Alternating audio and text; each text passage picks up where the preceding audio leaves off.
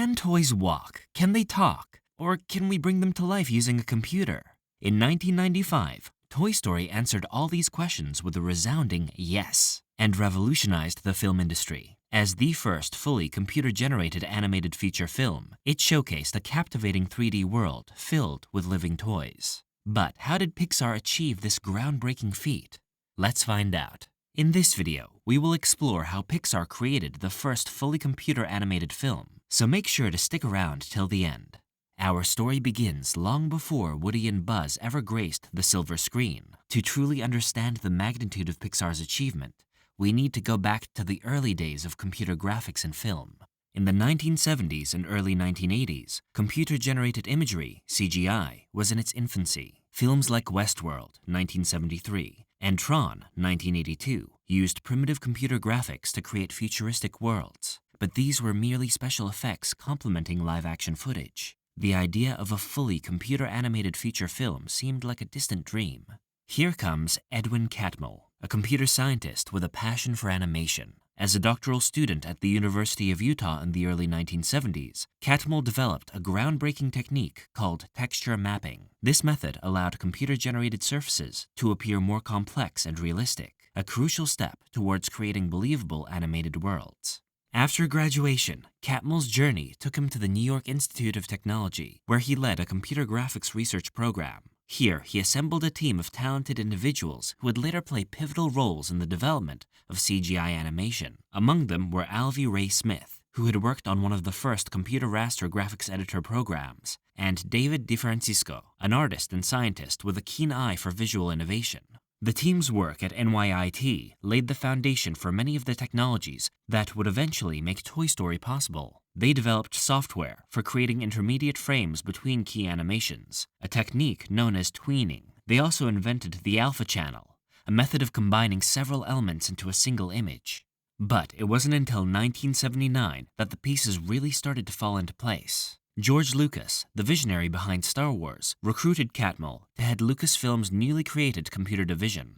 At Lucasfilm, Catmull reunited with his NYIT colleagues and brought on new talent, including Lauren Carpenter and Robert L. Cook. These brilliant minds would soon embark on a project that would change the face of computer animation forever, developing a rendering program that could create photorealistic imagery indistinguishable from live-action film. This project, initially called Reyes, Renders Everything You Ever Saw, was the precursor to RenderMan, the software that would ultimately bring Toy Story to life. Carpenter and Cook faced numerous challenges in developing Reyes. They needed to create scenery that mimicked real life, add motion blur to make the movement appear smooth, and eliminate the jagged edges that plagued early computer graphics. To overcome these obstacles, the team had to think outside the box. Cook developed a technique called the Monte Carlo method, which used random sampling to eliminate visual artifacts and create more natural-looking images.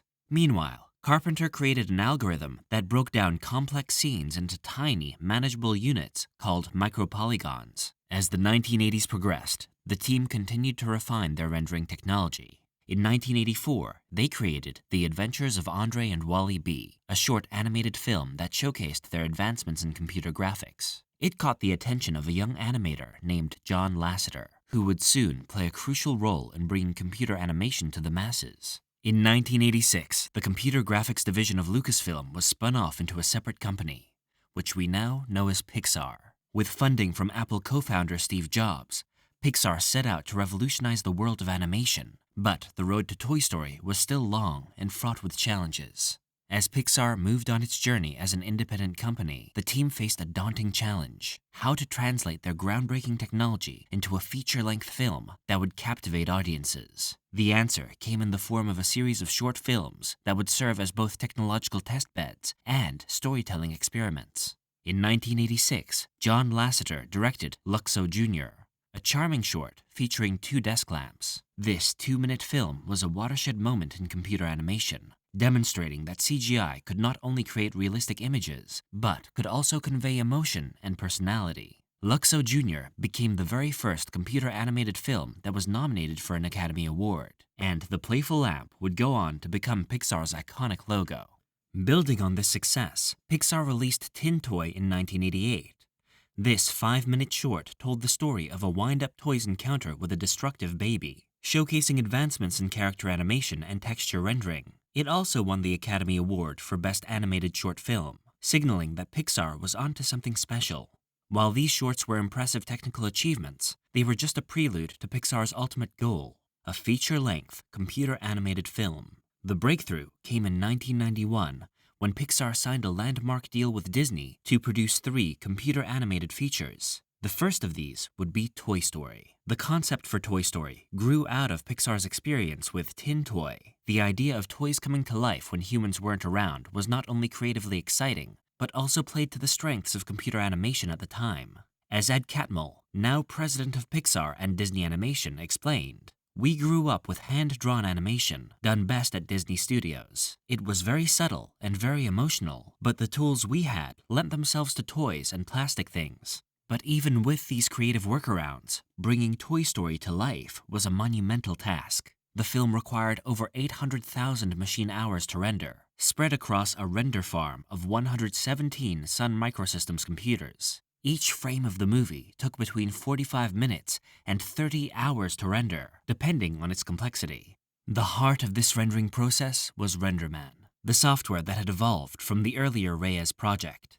The powerful RenderMan software empowered Pixar's artists to craft a digital realm with astonishing detail and lifelike qualities never before seen in animation. Woody, the film's cowboy protagonist, had 700 motion controls on his face alone, allowing for nuanced expressions that brought the character to life. But technology alone wasn't enough to make Toy Story a success. The film needed a compelling story and characters that would resonate with audiences. It is where the creative genius of John Lasseter and his team came into play. They crafted a tale of friendship, rivalry, and self-discovery that appealed to both children and adults. The choice of toys as the main characters was inspired. As Lasseter noted, most of the toys were classic variants of different toys played by many children over the years, beginning in the 1950s, so it was somehow the interest both children and adults had in common.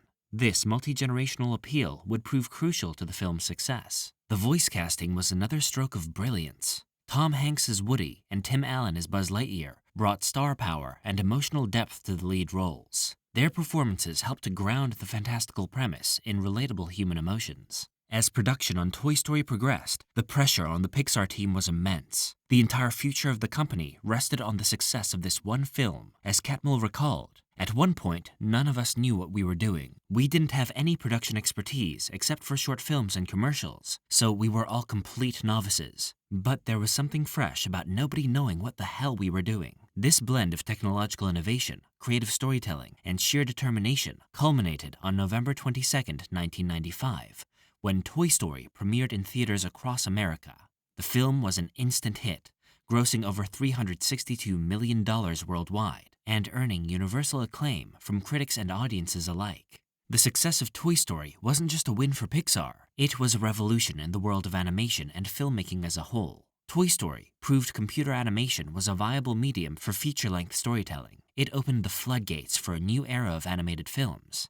In the years following Toy Story's release, we saw a boom in CGI animated features from various studios, including DreamWorks' Ants and Shrek and Blue Sky's Ice Age. But perhaps more importantly, Toy Story demonstrated that the technology behind the animation was secondary to the story itself. As John Lasseter often said, "The art challenges the technology, and the technology inspires the art."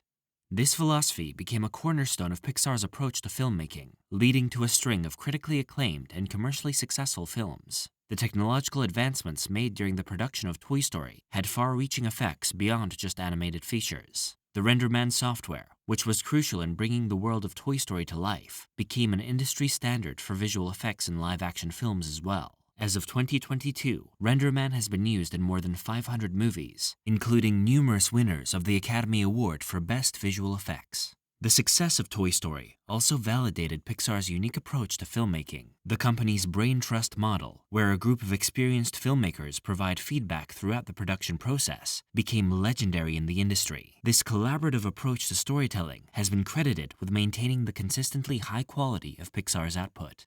What do you think about the impact of Toy Story on the film industry? Are there other technological innovations in film that you find fascinating? Let us know in the comments below, and don't forget to subscribe.